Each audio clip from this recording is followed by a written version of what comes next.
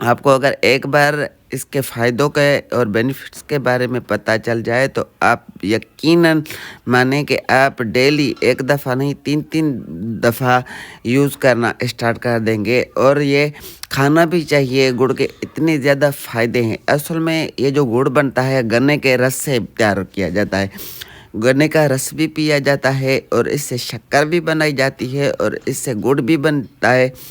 اور گڑ استعمال کرنے سے آپ کے بہت زیادہ جو ہیلتھ ڈیزیز ہیں اور کافی زیادہ آپ کو فائدے ملیں گے۔ آپ کو اسکن بھی آپ کی بہتر رہے گی، آپ کا معدے کے جو بھی مسائل ہیں، آپ کو پرانی کھانسی ہے اور گلا خراب ہے، گلے میں انفیکشن ہے، بڑی آنت کا مسئلہ ہے، ٹوٹلی جو معدے کے مسائل ہوتے ہیں ٹوٹلی حل ہو جائیں گے ایک ہی چھوٹے جے نسخے سے، اور بالکل بآسانی ہمارے ملک میں ہر دکان سے آپ کو بآسانی اور سستا مل جائے گا۔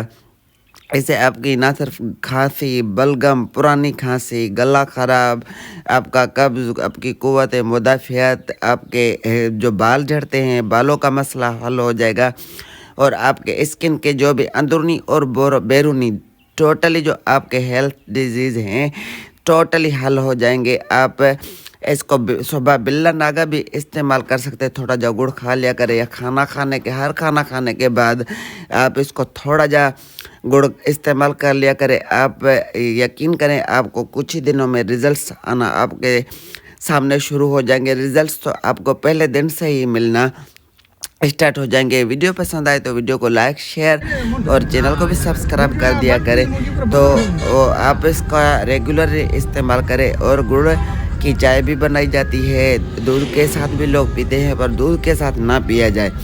اس کو آپ ایسے کھا سکتے ہیں، روٹی کے ساتھ کھا سکتے ہیں، یا آپ روٹی کھانے کے بعد تھوڑا جا استعمال کریں۔ بہت زیادہ آپ کو بینیفٹس ملیں گے، ایک دفعہ استعمال کر کے دیکھیں۔ پھر ملتے ہیں نیکسٹ ویڈیو میں، تب تک کے لیے اللہ حافظ۔